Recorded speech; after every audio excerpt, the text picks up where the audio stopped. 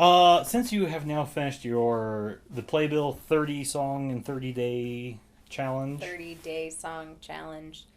It was originally for Spotify playlists. Yeah.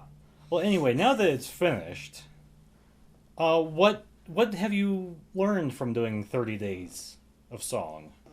Yeah, so definitely was a nice friendly reminder that singing every day does make you feel good and helps you get better at your craft, especially because I haven't had a choir class in a while. I haven't gotten to sing as much as I was maybe last year, or even, really last year. And so it was a nice reminder that singing every day is good for you and helps you get better at what you do. What did you find hard about the process of doing a song every day for 30 days? There were definitely days that did not feel like singing, especially being stuck at home. I'm not a person who likes to be stuck at home. And so it was one of those situations where I knew I had to do a song that day. A couple times I recorded a couple in a day so I could skip a day, but after we got past about day 8, I was not thinking that far ahead. So there were definitely days I woke up that morning and I'm like, I have to sing a song today, and I have no motivation whatsoever to sing. But forced me to, and I always felt better afterward. Somehow I felt better afterward, and so it was kind of a nice reminder that, like, if I can just push through and do it, I'll feel better at the end.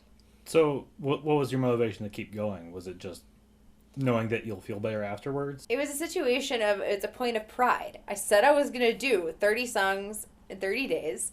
That I was going to do this 30-day song challenge, and I don't like to give up on that. We also, at one point, you and I had sat down and we had gone on YouTube to see if anybody else had done this, and there weren't any. Like, when we typed in 30 days of song, like, nobody had done it. And I was like, well, damn it, I'm going to do it. Here we go. Like, point of pride, I'm going to do it.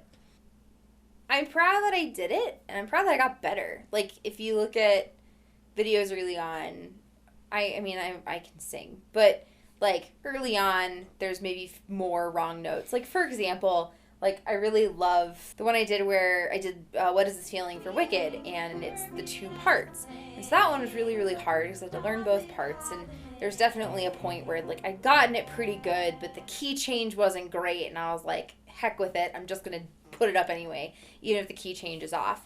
And then by the time we got to the end, and I had picked these really challenging pieces for the end, those came together a lot faster than the harder pieces at the beginning did. And I was able to sing them more accurately quicker, and I was happier with the results later than I was earlier. Because I was like, I've worked too hard on this, I'll settle. And then it's like, oh, this came together really well. I had to put in less time and it's better. Oh, practice really does do something? That's cool. Was there any one thing that was easy about this thing? Doing it the way I did it when I sat down and I picked all of the songs, I tried to pick ones that I knew well, or like already, sung along on the radio or prepared for other things, especially early on. I picked songs that I had done at open mics or cabaret nights and things like that.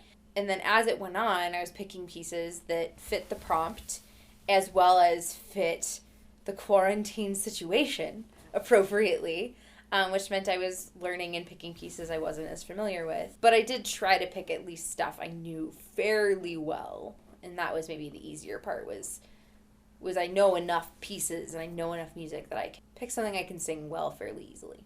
Was there anything that you learned about music or yourself or arranging things or learned that you could do? Looking at the pieces, I think it's harder for me to do humor. It's harder for me to do the silly stuff for some reason.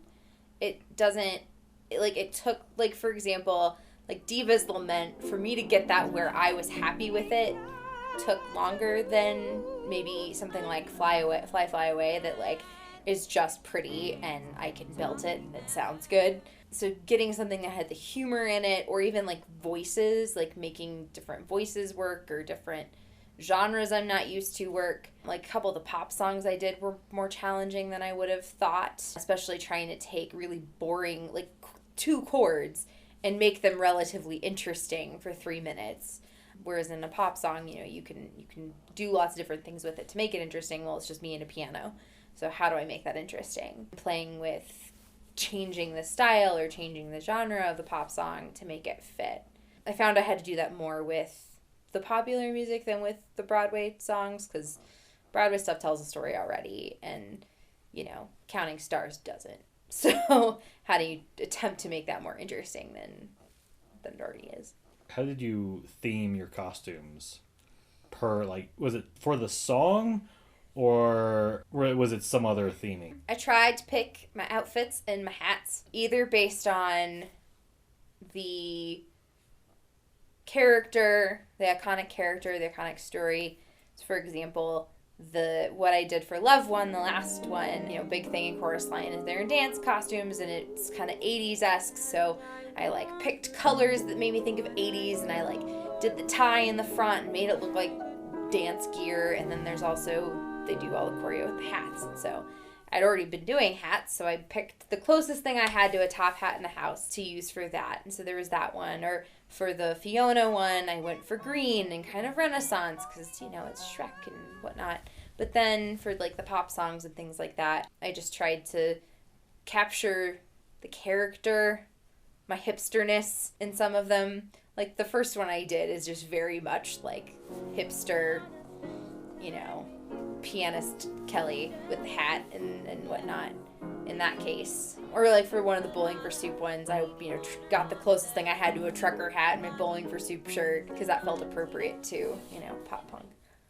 So how many hats did you have? I'd have to count them all. It was not 30 hats. There was at least, I have a black one that I used at least twice, and I changed what went on the brim. And they weren't all hats. Some of them were headbands. Or for Adelaide's Lament, I made myself a fascinator because I didn't have one here. I was no, just what I have in the house. I didn't even go into my garage coffers for costume stuff. It was literally just stuff I had in the house. So now that you're done doing 30 days of 30 songs, what's next? Yeah, so I definitely thought when I started this that I said, I'll do this 30 days of song thing. That'd be fun.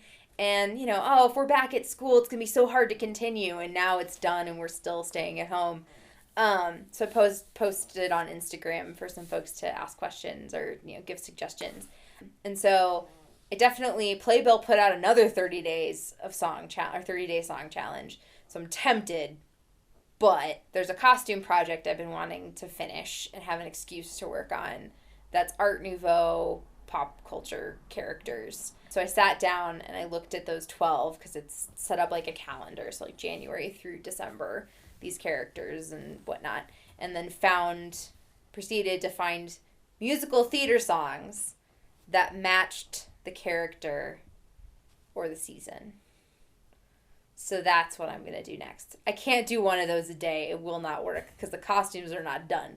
But I'm going to try and post making the costume videos every day or every other day, and then try to do the costume with a song once a week. That's my goal, to do these Art Nouveau characters with Broadway songs.